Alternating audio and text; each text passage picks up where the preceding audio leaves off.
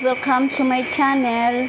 Ngayong gabi magluluto ako ng adobong manok. Panoorin yung aking pagluluto.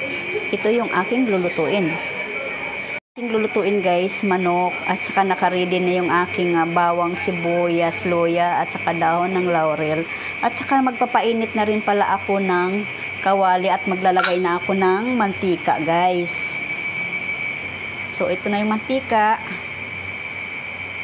Kunti lang, tapos maglalagay na tayo ng bawang. Ayan guys, ang bawang.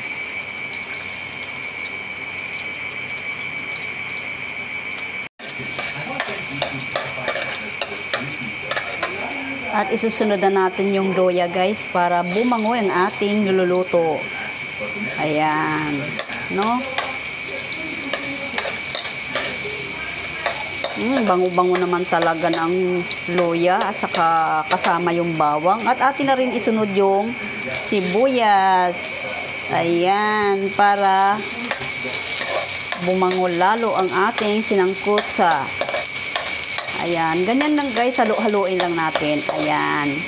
Tapos, ayan, mabango na guys, no? Atin nang ilalagay yung chicken. Chicken hamor. Oh, yan, oh.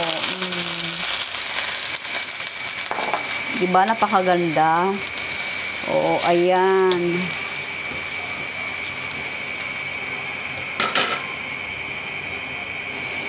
Ayan, lumabas na yung kanyang tubig. Maglalagay na tayo ng toyo. So, hindi ganun kadami ang toyo, no? Okay. Tama na ho yan ang toyo. Ayan. Huwag muna ho tayo maglalagay ng asin.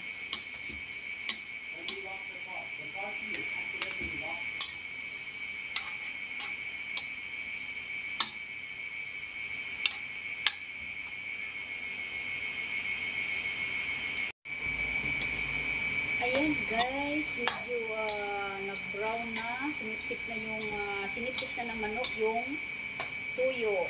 So, atin ang ilalagay yung maglalagay na tayo ng suka. Ayan. Lagyan tayong suka, okay? Kunti pa. So, wag natin hahaluan yan, wag natin hahaluin guys kasi magiging maasim yung ating adobong manok, magiging maasim yung ating mukha. Tapos maglalagay tayo ng dahil may tuyo na siya, maglalagay tayo ng asukal na pula. Hindi naman guys pulang-pula, no? Wash. Para yung ating adobong manok ay manamis-namis, maasim-asim, maalat-alat. Ayun, no? Diba? Ayan, kunti pang asukal. O yun. So, masarap talaga yan, guys. Huwag muna natin hahaluin yan. At atin ang ilalagay yung dahon laurel. Ayun, oh. So, nakapa-perfect talaga. So, perfect. So guys, yung ating ilalagay na pampasarap ay hindi yung magic sarap. Ang gagamitin natin ay bitsin. Okay. Napansin nyo guys, pag naglagay kayo ng yung ingredients na may na ibang no.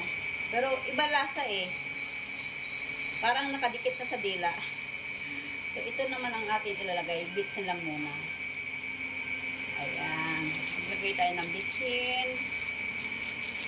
Ito guys, kahit na hindi kunti, isip-isip lang, kahit kunti lang, lumalasa naman na siya, no?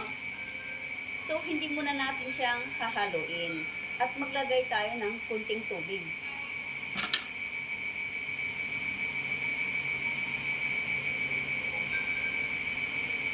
Ayan. Ano sa akin yung usok?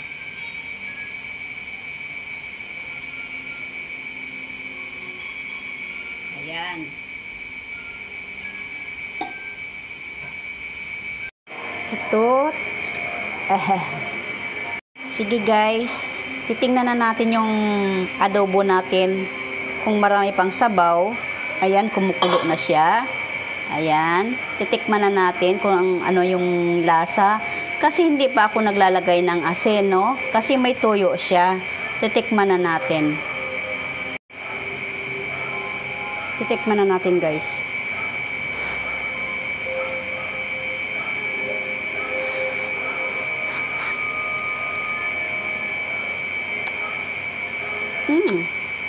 Wala pa siyang asin, pero malasang malasa na, guys.